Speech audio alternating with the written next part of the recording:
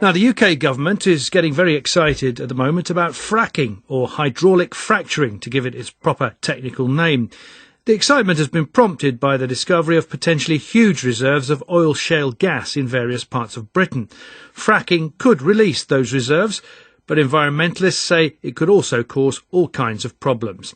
Well, such is the government's excitement, though, that today the British Chancellor, George Osborne, has been outlining plans to offer tax incentives to energy companies to put Britain, as he puts it, at the forefront of the shale gas revolution.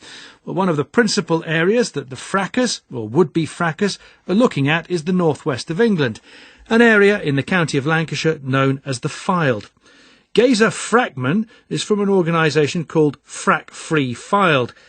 It's not a name he was born with. He changed it by deed poll because he feels so strongly that fracking will be an environmental disaster for his part of the world. All the evidence points to fracking not having a future anywhere in the world of man in our country. It's a bubble that's going to burst because once they start fracking, they've got to do intensive fracking, got to keep going back and fracking those wells, which is an increase in traffic, it's an increase in pollution, increase on the roads, the infrastructure. This is a huge amount of information for one particular topic. Fracking's only a small world, but my God, it's got a big impact. Right, and you've actually suffered the results yourself. I have. On April the 1st, there was an earthquake. I felt the earthquake. And the day before, I'd been up painting the fascia of the house.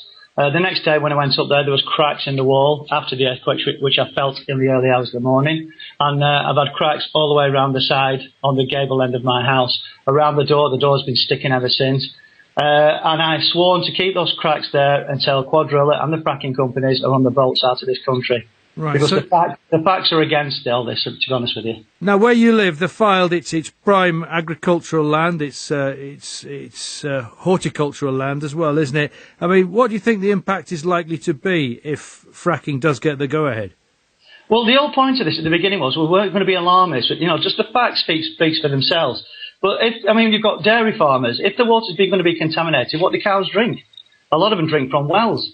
If the aqua's infected, which has happened in America, they're having to, people that have been living off rivers and wells for years are having to ship water in because the fracking companies have contaminated the water. Now, this is fact. We're going to be talking to Michael Fallon, the Energy Secretary, in a minute or two, Geza. Have you got any questions that you'd like putting to him?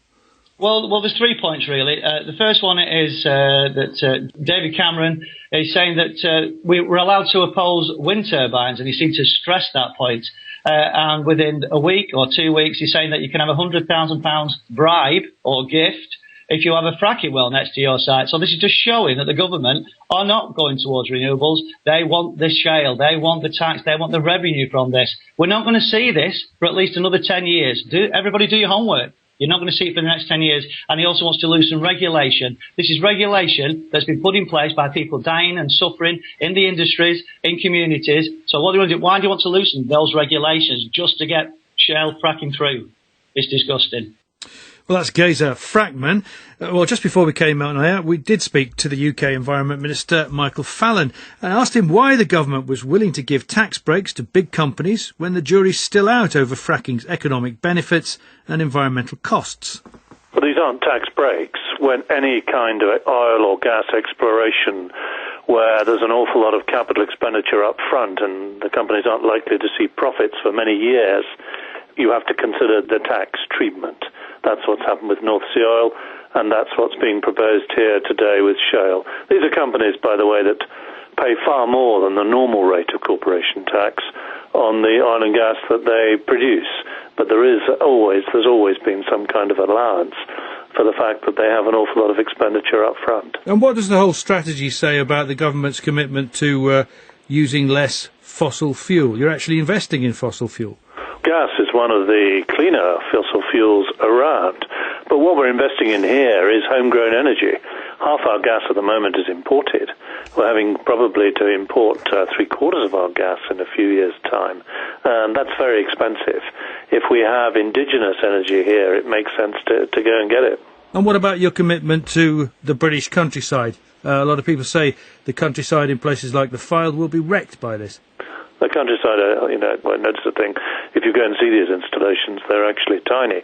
During the fracturing process and the exploration, yes, there is some disruption, and that's why we're making the developers give the community that hosts shale an immediate benefit of $100,000 per well, and once there's production, they'll see more benefit after that. But the way that's buying people off, isn't it? The way these sites are managed, they certainly aren't going to have any impact on the countryside. These wellheads are very, very small. Getting two experts to agree on shale gas is very difficult at the moment. Why is the government so committed to this?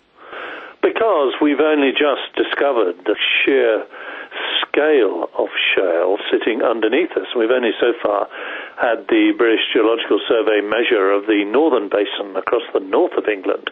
Shows over twice as much as we previously thought, and shows the shale here is much thicker than the United States.